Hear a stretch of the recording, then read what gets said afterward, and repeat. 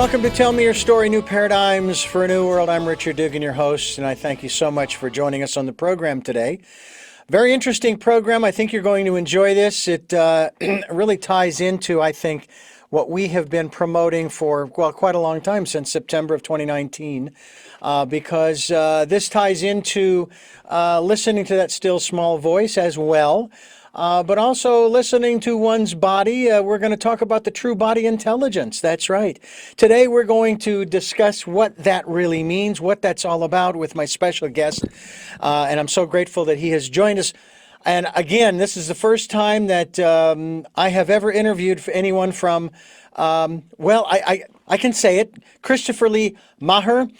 You are from, or you're in, I shouldn't say you're from, but you're in Transylvania. Is that correct? I'm in Transylvania, Romania. Transylvania, Romania. I'm glad I didn't say what I was thinking in terms of the other country that I was thinking of, but it's great to have you with us. We could go down that road, but we're not going to, as far as Transylvania is concerned, but it's great to have you with us. I do want to remind our listeners, we're here Sundays at 7 a.m. and 7 p.m., Monday mornings at 1 a.m., and special edition of Tell Me Your Story, Wednesdays at 9 a.m., streaming live at those times at richarddugan.com. Podcasts are on SoundCloud, iTunes, TuneIn Radio, Spotify, Stitcher, Player FM, Blueberry, iHeartRadio, Amazon Music, and many other locations. And we are also on YouTube, where you can listen to and you can watch these interviews. Hopefully you'll do so and subscribe either to the podcast and or to the video cast on YouTube. Tell Me Your Story, Richard Dugan is the channel. Okay, so let's talk a little bit here about true body intelligence. Now, I learned something many years ago. I mean, we're talking almost 40 years ago, that sort of that may or may not tie into this, okay? And you're going to keep me on the straight and narrow here, Chris, because, and by the way, can I call you Chris or Christopher? Christopher. Christopher, all right. Christopher, I learned about this muscle testing that I was taught many years ago. It's kind of like you take this hand and you close up this, and then you take this one and you link them like it links in a chain. Then you say yes and no. And if it's no, they come apart. If it's yes, they stay together. And now I cannot remember the name of the technique, the modality, but I know you're familiar with it. Yes. Yeah. The body doesn't lie to us, and it tells us, it lets us know when there is dis-ease, discomfort. I had a discomfort back in August of 2021. I thought it was indigestion. Most guys, you get a pain in the frontal area, your chest, your abdomen, what have you. Ah, dear, it's just indigestion. Turned out I had a gallbladder that was infected and a gallstone the size of a golf ball. And it just so happens it was around the time of the Olympics, and I joked afterwards that I had won the gold medal in the gallbladder clean and jerk.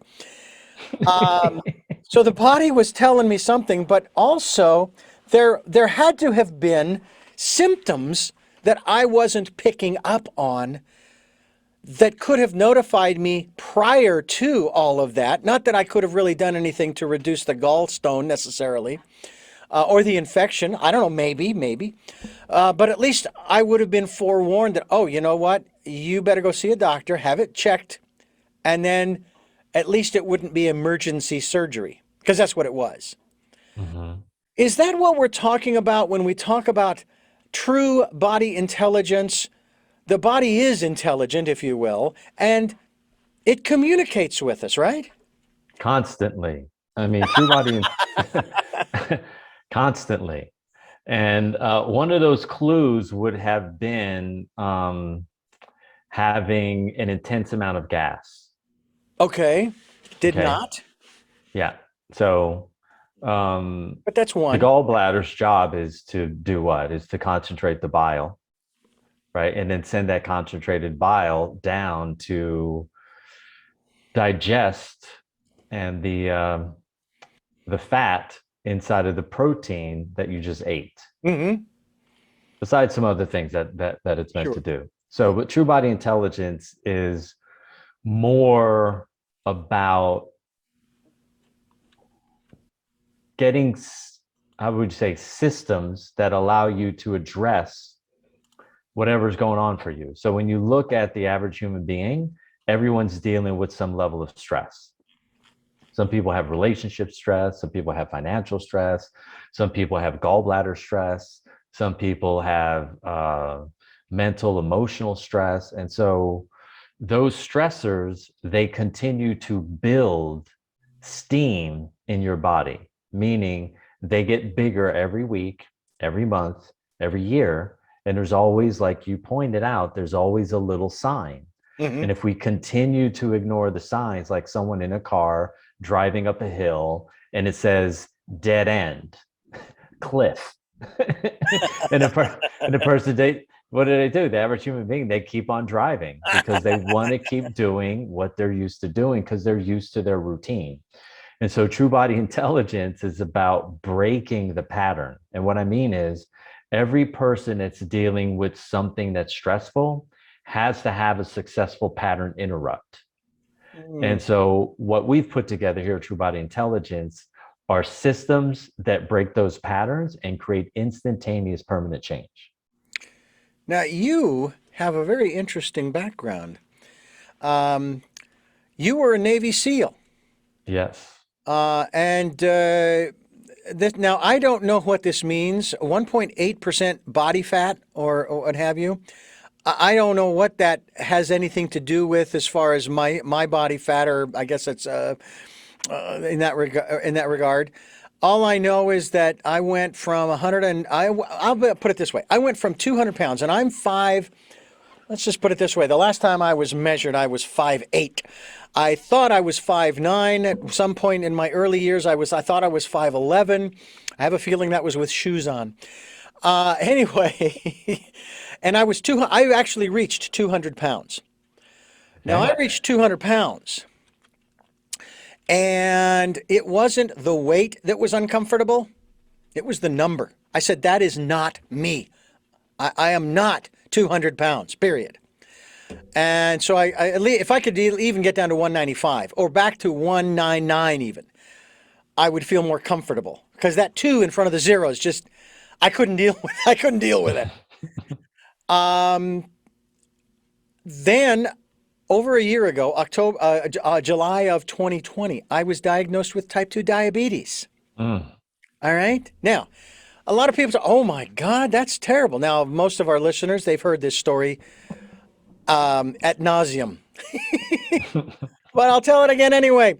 And my doctor says, Richard, it's going to be a long, long road. And I said, no, it's not. Now, by the way, this is after about a half hour of shock. Like, oh, geez, wow, what am I going to do? And, I said, no, it's not going to be a long road, because I know how I got here. The pandemic. Because what did everybody go to? They went to comfort foods. And what's in comfort foods? Sugars and carbs. And I said, it's not going to take long. And by the middle of September of that same year, 2020, my blood sugar was down to normal. I completely, and have not had since then. The 23rd of July, 2020 was the last day I ever had a soft drink, a soda, a Coke, a Pepsi, a 7-Up, whatever you want to call it. Bravo. Haven't had. Not one.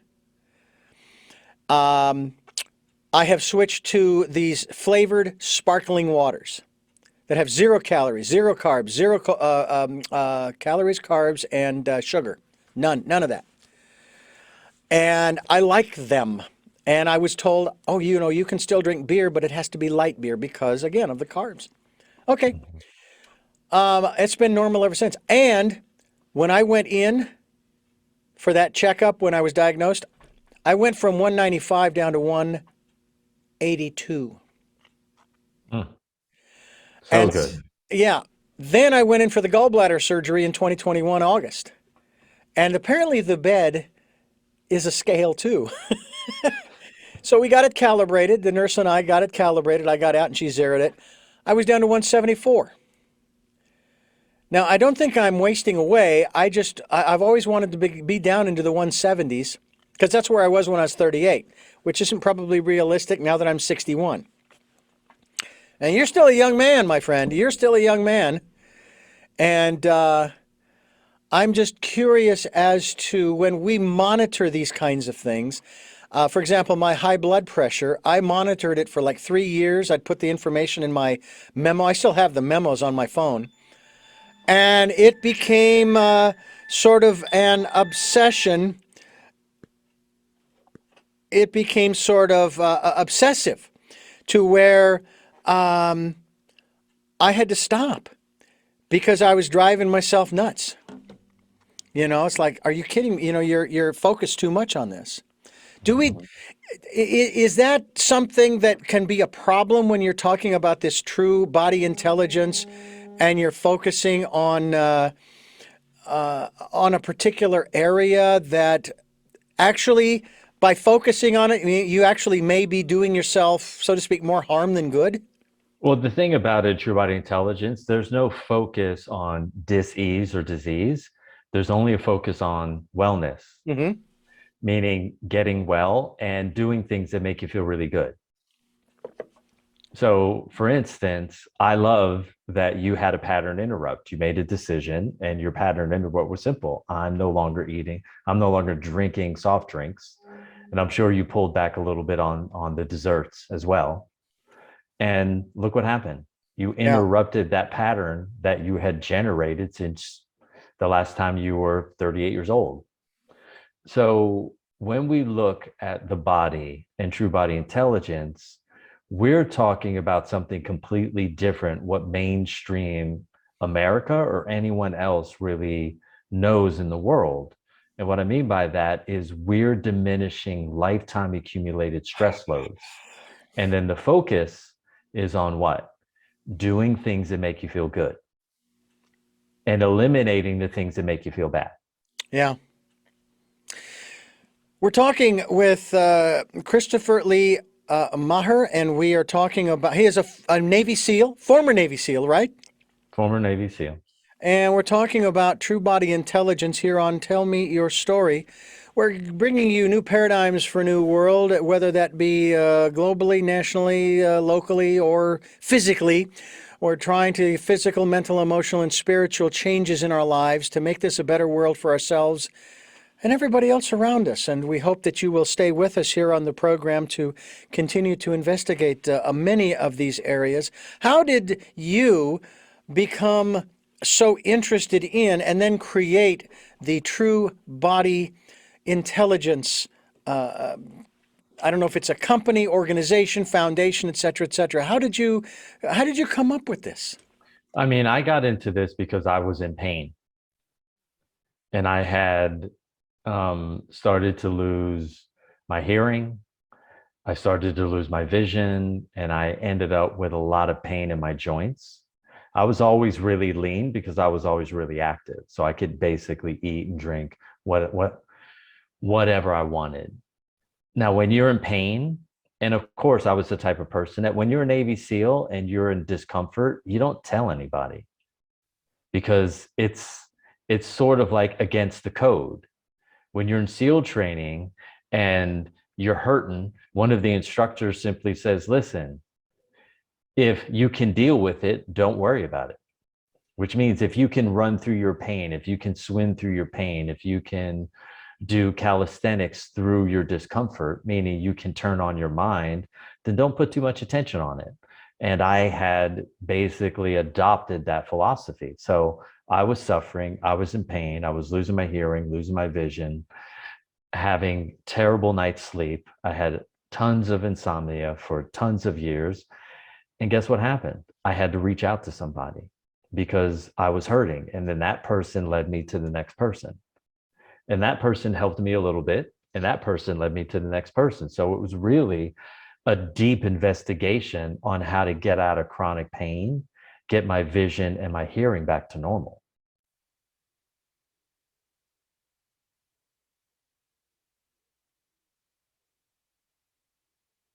It seems as though, and I've brought this up before on this program, that the over 700,000 human beings, living beings that we have lost due to the pandemic, has been for primarily, as they like to use the term, underlying conditions. Yes. heart disease, high blood pressure, diabetes, and of course the list goes on.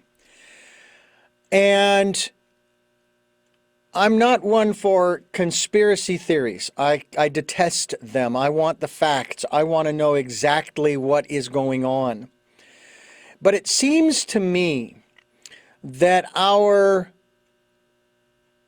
food system, especially in this country, among other things, has been designed over the years to weaken our body's, specifically immune system, to the point where we get these diseases, as I'll phrase them, so that we become susceptible to all of these different bugs that exist in the world, especially something of this nature. Whereas if our immune systems were strengthened, we probably still might feel ill. We still might end up bedridden for a short period of time, but it wouldn't kill us. Or we would stand a better chance because this was the way it was described to me, our military force, internal, our immune system, okay, would be strong enough to fight these things off. Your thoughts on that? Yeah, I mean, look, you're talking about different forms of immunity. So when you talk about non-specific immunity is designed to go in and fight off whatever comes in. So if your sleep is poor and your diet is poor and the food that you're purchasing from the store is of poor quality, it's only a matter of time before you end up with some dis-ease, whether it's fungus in your toenails, whether it's vision issues, whether it's a sleep disorder. Like everyone that you know that is suffering from something, if you reverse engineer how they live their life, you can trace it back to a few things: poor sleep habits and poor quality food. And you're absolutely correct. Now, my feeling is that Americans, for some reason, and I've traveled around the world, like to be active and get a lot of things done.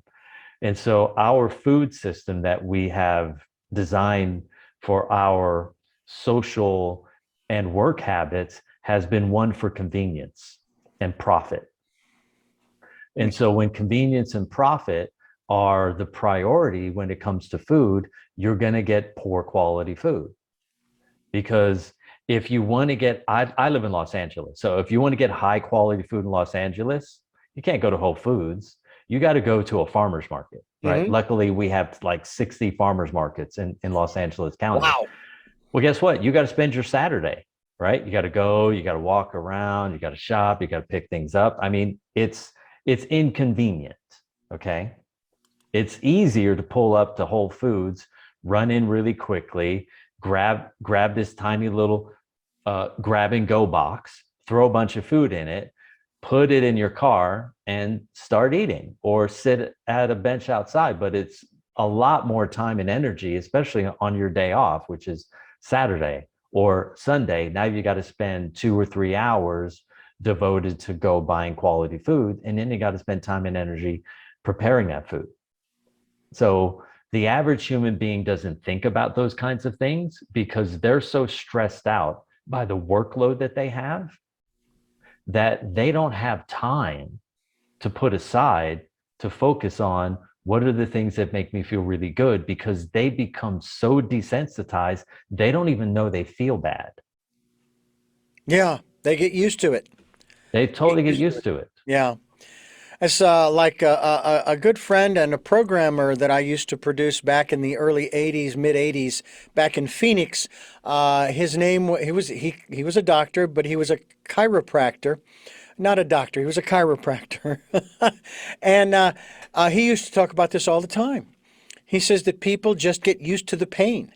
in their knees, in their joints, or wherever the pain is, and they just figure, I just have to live with it. And he was always saying, you do not have to live with it. Now, he wasn't necessarily promoting chiropractic. He was promoting nutrition. He was promoting good health, preventative.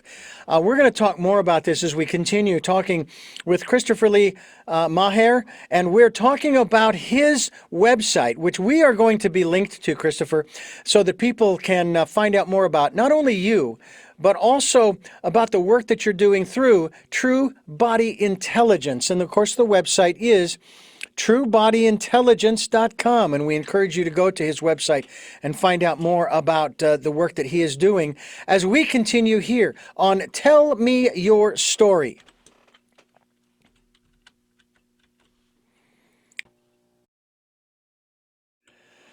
We are bringing you new paradigms for a new world here on Tell Me Your Story. I'm Richard Dugan, your host, and I thank you so much for staying with us as we continue talking with our very special guest, and I think an important guest as well, especially from the background that he has as a Navy SEAL. Now, I have to believe, Christopher, that you had to have had in training, and even as a Navy SEAL, you had to have quite a physical, mental, emotional, nutritional, if you will, regiment in order to be ready to go at any given moment. Is that correct? Yeah, I mean, in SEAL training, in the SEAL teams, because your metabolism is running so fast, it's simply grab and eat anything that's out in front of you. Oh, really? So, Yeah. there wasn't a set, shall we say, diet, the Navy SEAL diet, of fruits and vegetables and balance and all of this kind of stuff? No, no, because what happens is when you're in SEAL training in the SEAL teams, you're in really cold water, right? Like Okay. all the time. So 53, I mean, I've done a lot of work in Kodiak, Alaska, right? So off the coast there. So imagine you're in a it's freezing. So Burr. you need to be packing in the calories at all times. Because if you don't, you're going to get too lean. And I was too lean in SEAL training. That 1.8% body fat landed me in full blown hypothermia where my core temperature was 87.6 degrees. Oh. Okay, so my heart went into what's called ventricular fibrillation, and I was hospitalized. Hmm. So when I finally had one of the instructors pull me aside, they said, "Listen, you need to eat a lot of food before you go to sleep." So I basically was gorging down anything that was available to me, and then I started packing on more weight, and then that set me up so that I could deal with the cold water. And for me personally, and a lot of guys in the SEAL teams, they're very lean, and you want as much body fat as possible. So Okay. when I got out of the SEAL teams is when I really got interested in nutrition, right? Because I moved into my focus was on attempting to get to the Olympic trials. Hmm. Now, these experiences that you've had, especially with your own health. Now, you started, as you say, putting on the weight, packing away the weight. Where were you weight wise before you began this program of yours? Okay, not so much the True Body Intelligence program, but as a SEAL, when your instructor told you this, when your commanding officer told you, you gotta fix this. What was your weight before, and then when you finally reached the weight that allowed you to participate in a way that didn't put you at risk? Yeah, I was 130 pounds, and then I Whoa! beefed up to 168 pounds. Well, it doesn't seem like much. How tall are you? I am 5'9 3/4. Unbelievable. That does not seem like much. What may I ask what your weight is today? My weight is 168 pounds. Okay, so you've maintained that. Yeah. Now, how comfortable or uncomfortable was that for you? Not only when you were told you got to put on some weight, you got to fix this problem, and then of course when you put on that extra 30 pounds, 30 plus pounds. It was a lot for me because I wasn't someone who was used to having a lot of food in my stomach. I didn't like having a lot of food in my stomach because it made me feel uncomfortable. Mm. And then when I'm eating all this food right before I'm going to bed, and I'm eating an extra meal right before I even go to SEAL training, every single morning, I'm eating 2 extra meals. And at SEAL training, one of the things that the instructors always make you do is you have to run everywhere. Like you're never walking. Yeah. You run to breakfast. If you got to go to the dentist, you run to the dentist. If you got to go to the bathroom, you run to the bathroom. Like you're always in motion. And so when you have all that extra food in your stomach and your digestion and it's a lot to be running around that way. Wow. Wow.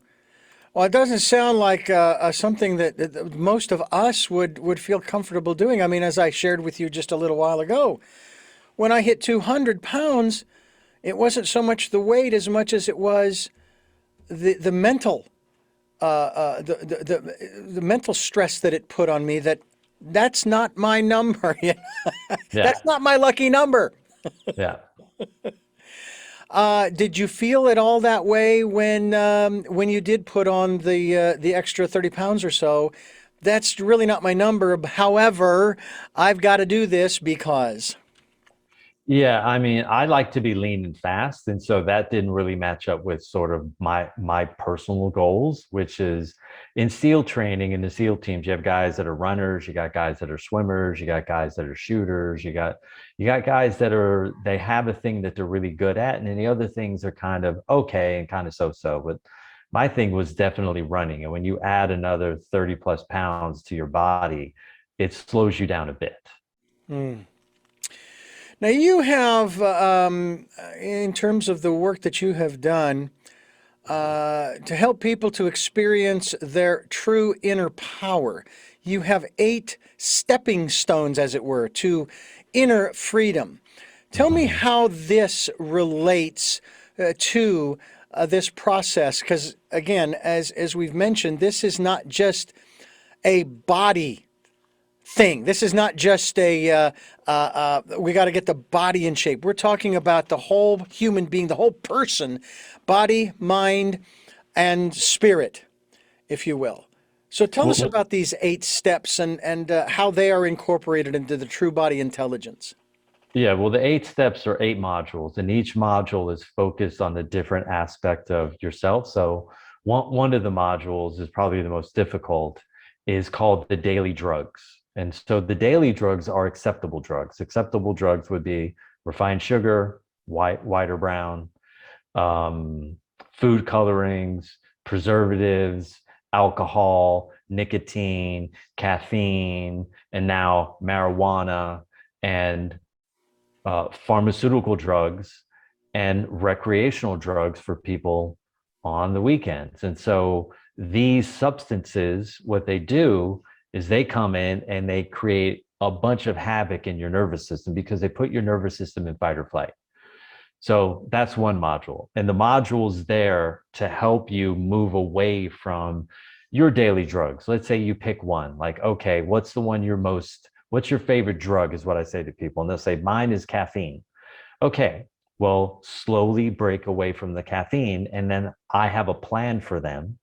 And then the other modules around sleep, sexuality, communication, honesty, all the important things that someone needs to change in order to feel really, really, really good. And so the modules are 45 to 60 minutes long, and then they're followed up with what's called a transmutative meditation, where I teach them how to use your brain to break these patterns so they no longer have control over you anymore.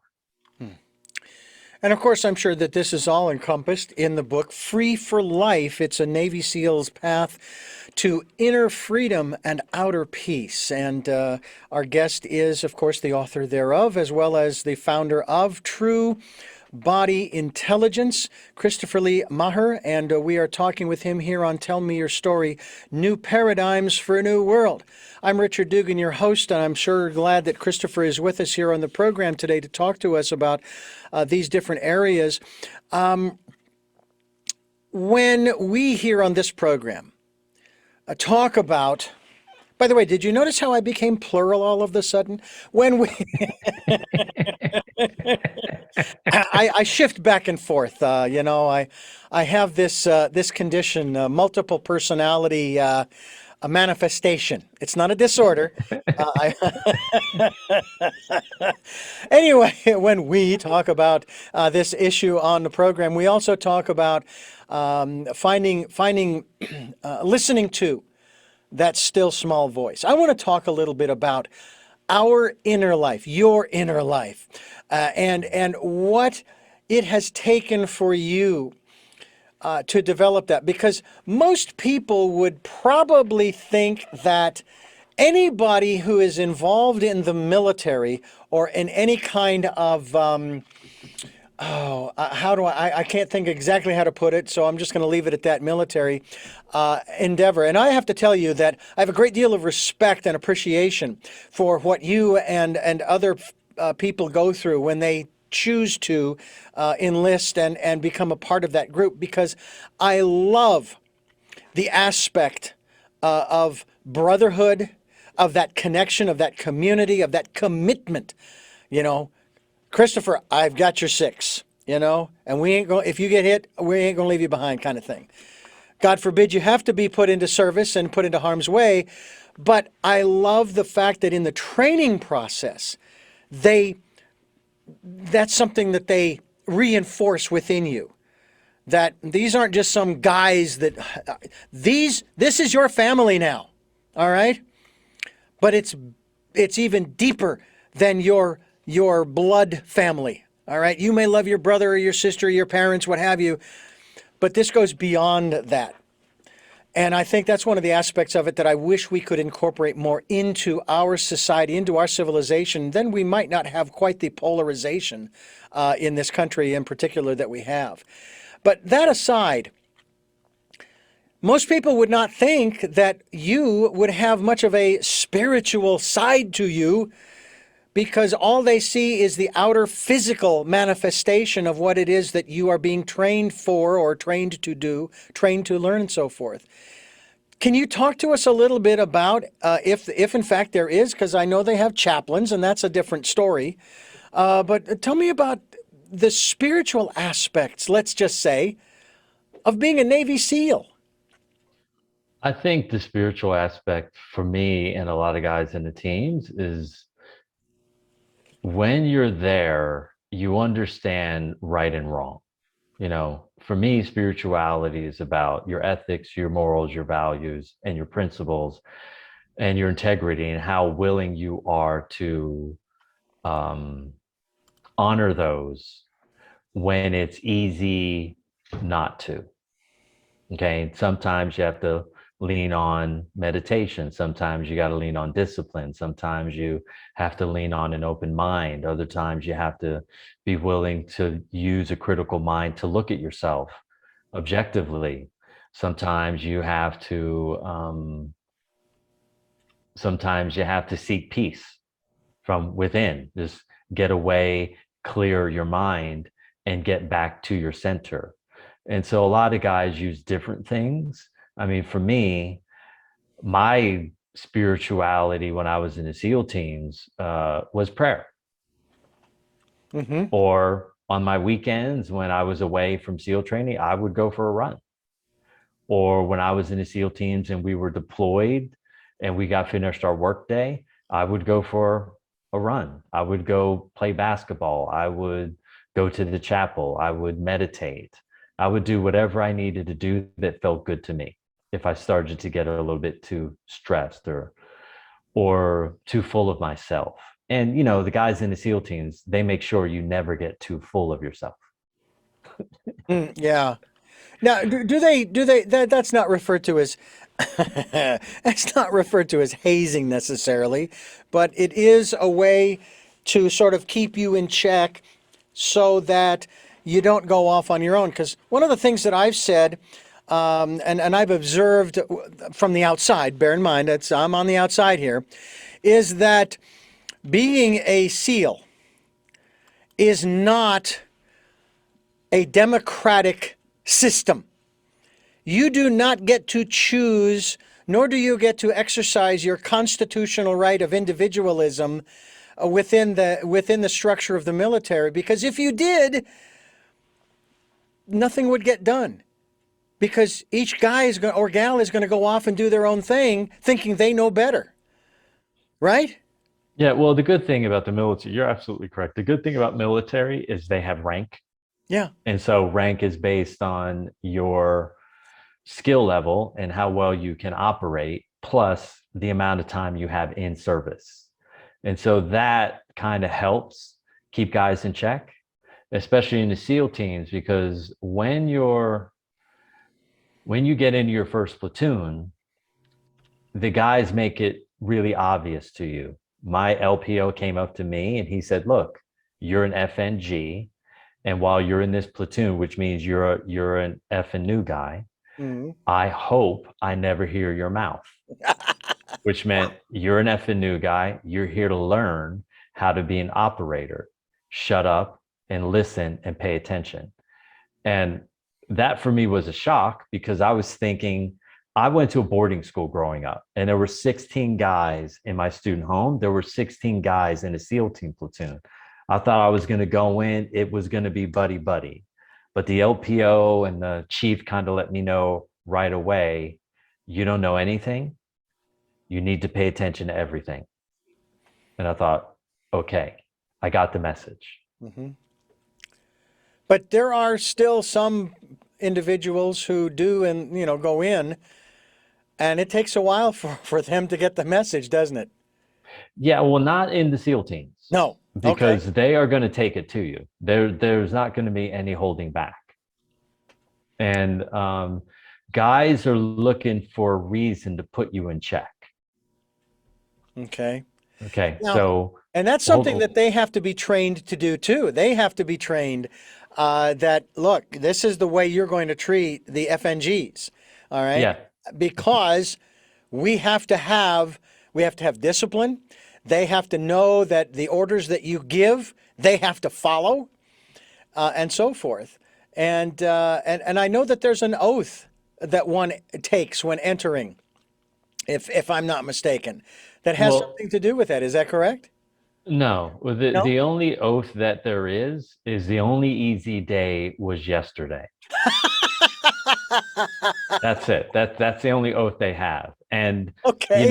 that's not painted on the wall when you first go into SEAL training. And when you see that, suddenly you realize every day is going to be harder than next. So the guys that sort of were from what I call the movie generation, when the first movie came out called SEAL Teams, uh, by day 7 or 8 or 9 or 10 within SEAL training, those guys were quitting because they had to get out of the fantasy and get in reality. And the reality is, when you go to SEAL training and SEAL teams, it's you put out 100% every day and no less. And if you give any less, so someone's going to notice, and then they're going to bring it to everyone's attention. And then the spotlight is going to be turned on you, and you're going to do everything you can to get that spotlight off you, and most likely get your act together. Because in the SEAL team community, my experience was there is only acceptance for perfection. You're not here to make mistakes. If you make a mistake, somebody could lose their life. Let me ask you about your decision and level of commitment. Now, obviously, you entered the military, but not necessarily as a SEAL. There was a starting point. What was your Yeah. My starting point was, I walked downstairs, and my brother had a biannual magazine about SEAL training. I read it, and I went to the recruiters 3 days later because that was the thing that I wanted. The picture, there's guys running down the beach. They've got telephone poles, and they had all these interesting pictures with guys skydiving and shooting. And I thought, okay, I'm going to get challenged physically. I'm going to get challenged mentally. I'm going to get challenged emotionally. I'm definitely going to get challenged spiritually. That's the place that I think can push me to my edge. Mm-hmm. And that's what I wanted. That's what you wanted. Yeah. Was it about serving, or was it more about personal growth, if you will? For me, it was both. Okay. Yeah, it was definitely both. Interesting. And I know a lot of people, they join for a lot of different reasons. So you can actually, because I always thought it was another step becoming a Navy SEAL. You had to join the Navy and start out, I don't know what the first rank is as a sailor, what have you. And then Yeah. worked your way up, and you could then choose to go into the Navy SEALs. It's actually an area you can choose to go in from the get-go. Well, when I was when I first went, there was a thing called the Dive Fair program, and you could go basically to boot camp, to your A school, and straight to SEAL training. My recruiter failed to tell me about that program, and I went to boot camp. Then I went to my school, and I went to a ship called the USS Fulton in New London, Connecticut, which I was not happy about at all. I mean, at all, because I only went into the military for one reason. That was to become a U.S. Navy SEAL. Mm. Well, I tell you, to me, it's fascinating to talk with folks such as yourself who make this kind of a commitment, and who realize, it sounds to me like you did from the very beginning, what you were getting yourselves into. Because I know that a lot of people, they'll get into it and realize, oh, this is not what I thought it was. I thought I'd be traveling the world, and it was some kind of a cruise or something. And that is not what it's about. But as I said, I have a great deal of respect and appreciation for the things that you have learned, as well as the bonding, if you will, the commitment to that family that you became a part of, that you chose to become a part of. They say that you can, you cannot, you can't pick your relatives, but you can pick your family, and that's really what Mm-hmm. you did. Mm-hmm. Are you still in contact with the members of your what platoon? The members of my platoon, the challenge is when you get out of the SEAL teams, and I got out, this is 1997. So um, when you separate from that community, Mhm. and I decided to go to school and study, your buddies are, how do we say this? They're now in a new platoon, and now they're going to a different place, right? They may go to a different SEAL team, and guys splinter apart and they go in different directions. I've kept in touch with a handful of guys. And then as I continue to grow into my own pathway, I lose more and more touch with that aspect of my old life. Hmm.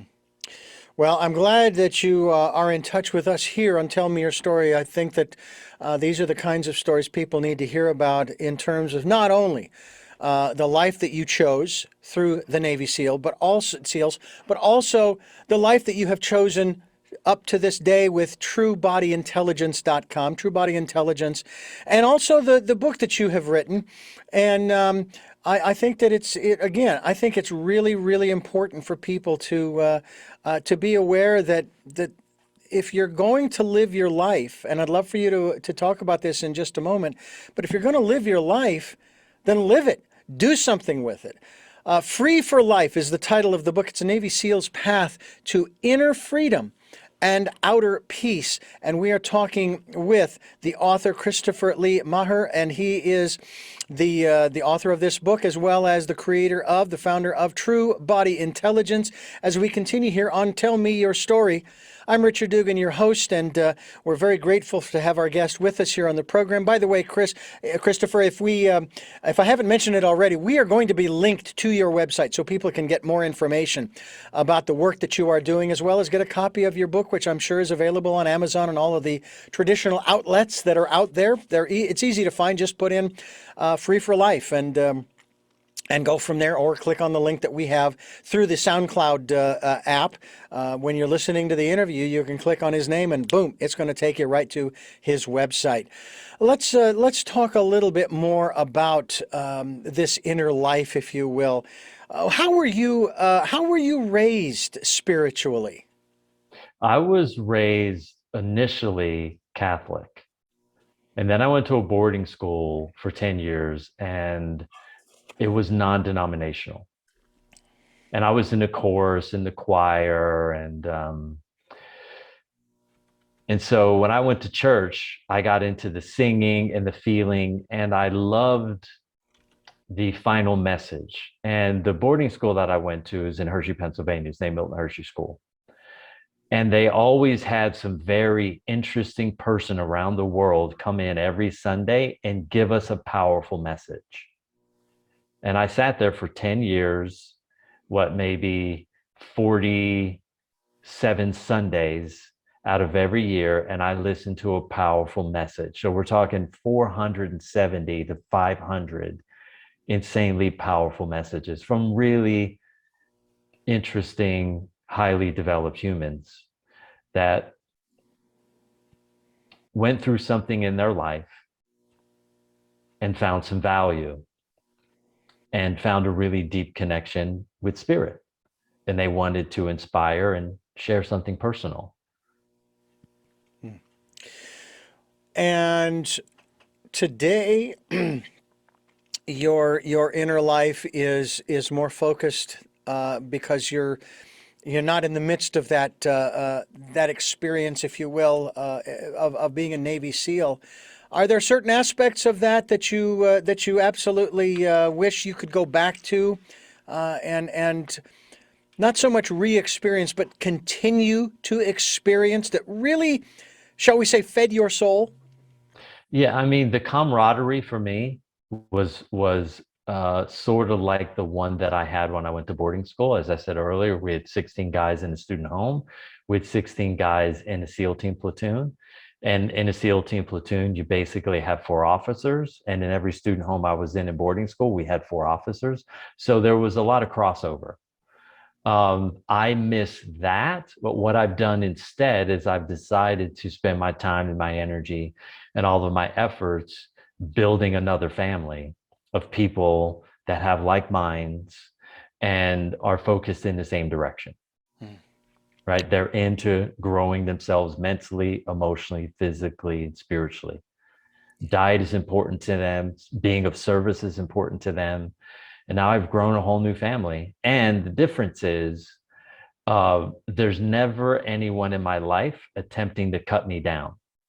So when I was in boarding school and the SEAL teams, that part of it is kind of rough and harsh, right? Somebody's always teasing and poking at you and teasing and poking at you. And now I really don't participate that way. Well, I have to say that I went to public school. I was also born and raised a Catholic, and I still remember I still remember first grade. The nuns were oh so supportive. I must tell you, they were just wonderful people. I would get chased across the field, and they were let's just put it this way. They didn't show me a whole lot of kindness, which I was kind of surprised at, even in the first grade. I had But I the went to same experience. yeah, but I learned from that, and I grew from it, of course. I went to public school in the second grade and went through all of that. And I was very fortunate, and I don't know about you, but I still have a great love for the church because I love the ritual, the tradition, the ceremony. Talk to me a little bit about that aspect of your life today, especially in the context of what rituals, ceremonies, and/or traditions that you participated in, even as a Navy SEAL. I know there have to be some. I mean, our rituals and ceremony is a ceremony. When I was in the SEAL teams, was celebration Hmm. for a job well done and hard work. Um, when guys put in good, solid effort and they're serving powerfully to their country, they get an opportunity to maybe save a life. And whenever somebody did something really outstanding, the entire SEAL team got together, and the captain of that SEAL team would present them with an award or a chit, something that said, hey, this guy's he's on our team. He's with us and he's doing profound work. And you get celebrated that way. And the beautiful thing about that is guys in the SEAL teams, they have respect for you. And respect is everything in the SEAL teams. I mean, it's everything. And if you don't have that, your experience in the teams is not so great. Yeah. Yeah. Is that respect something that you have to work really hard to achieve from the others? It's not something that's just, yeah, you're in the SEALs and we're in training together, so yeah, I respect you because you're here. No. You have to earn the respect in the SEAL team. So if it's called being a good operator, right? A guy that's reliable, he's on time, he shoots well. If he's tasked with a job, he gets it done to absolute perfection. There's no excuses. There's just no nonsense. Like, it's totally unacceptable in the SEAL teams. You're always under the pressure of getting the job done right. Yeah. Because guys know what's at risk. What's at risk is our lives. We have a job that's unique in the sense that everything we do, if you make a mistake, you can die. Yeah. Yeah. Like literally everything. Yeah. Now, if I may ask this last question regarding your SEAL experience, did you and your platoon see combat? Seek combat. I No, was did you? No, in no. Did you see combat? Were you put into harm's way by your superiors? put into harm's way. Well, I mean, we were put into harm's way a lot, but in terms of how do we say this? Oh, this is the easy way to say it. When I was in the teams, we were in what you would call peacetime. Okay. So harm's way would be, how do we say it? There was no Afghanistan wasn't kicked up. All those kinds of things weren't going on. There were other things going on in the world, Mm-hmm. but I wasn't participating in those. Okay. I just was curious in that regard, and it's one of those things. I'm sure that even people in the military would really rather not have to fight, would not have to be put in harm's way, have to go and defend this, that, or the other thing. But again, that's what they're there for. That is what they are there to do. And Yeah, I mean, that's what you're trained for. right, That's what exactly. you've signed up for. Mm-hmm. Yeah. No. Christopher Lee Maher and my guest. This is Tell Me Your Story. I'm Richard Dugan, your host, and I thank you so much for being with us here on the program. Christopher, I want to thank you so much for sharing your story. There's a whole lot more I'm sure that we could talk about, but as you well know, even within the context of the work that you are doing, as well as being a Navy SEAL, there's only so much time. The clock it does tend to control, although I would venture there were certain instances where you folks were being tested, and they weren't going to stop until they knew that they'd gotten to you, kind of thing. So, but I thank you so much for being with us. I do have three final questions that I do want to ask you, but again, my great appreciation for your giving us so much time. Wonderful. Yeah. Before I ask you those three final questions, let me tell you folks, I thank you for listening to and watching Tell Me Your Story, New Paradigms for a New World. We're giving you choices and knowledge of those choices to help make your dreams come true. We're here Sundays at 7 a.m. and 7 p.m., Monday mornings at 1 a.m., streaming live at those times at richarddugan.com. Also, the 9 a.m. Wednesday broadcast, which is our special edition of Tell Me Your Story. Hope you'll join us for that as well. Podcasts are on SoundCloud, iTunes, TuneIn Radio, Spotify, Stitcher, Player FM, Blueberry, iHeart, Amazon Music, and many other locations as well. And we also encourage you to go to YouTube, the Tell Me Your Story Richard Dugan channel, where you can watch these interviews. I hope that you will do just that. And if you can support us financially, we would really be gratefully appreciative of that. All you have to do is go to PayPal, and you can send us whatever you can afford to send us if you can. And they'll ask you what email address to send it to, and it's richard@richarddugan.com. That is usually the email. We also have a link on our homepage that you can just click on that and it'll take you straight there. So thank you for those who have helped and for those who will help. And soon we will have a Venmo link as well. So hopefully we can do that as well. And again, we use those specifically for your security as well as ours. We want to keep everybody safe. We don't want anybody to have any problems in that regard. We also ask that you participate in the Decade of Perfect Vision, the 2020s, where we ask you to go within, spend some time in that quiet, peaceful place, listening to that still, small voice, working on and getting to know who you are, both the light as well as the shadow side. The more we know about ourselves, as hard as it might be sometimes, the better we understand others. And I think that's a wonderful thing, especially in the context of the subtitle of your book, Christopher, and that has to do with Free for Life, dealing with inner freedom and outer peace. So folks, take the time to do that. And with all of that being said, let me ask the first of three questions that I like to ask all of my guests. You may have addressed these questions and or their answers within the context of the interview, but I like to ask them directly. And the first of those three is, who is Christopher Lee Maher? Christopher Lee Maher is a man who is devoted to growing beyond his limitations, investigating, curious, and will look under every stone possible so that I can share whatever I learn to everyone that I know. What is it that you hope to or want to achieve through the work that you are doing now? To reduce the lifetime accumulated stress load on the planet and to motivate 8,000 practitioners to go out there and leave a legacy of peace and happiness and joy.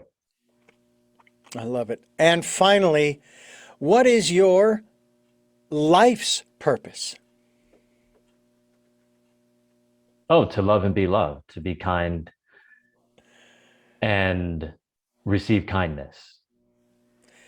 Well, we thank you again for joining us, and we really do appreciate your story. I hope people will go to truebodyintelligence.com, find out more. We'll be linked to his website, folks. So please take a moment and go to his website and see the work that he's doing. Pick up a copy of his book as well, and we certainly hope that you will do just that. Pick up a copy of Free for Life. It is a Navy SEAL's path to inner freedom and outer peace.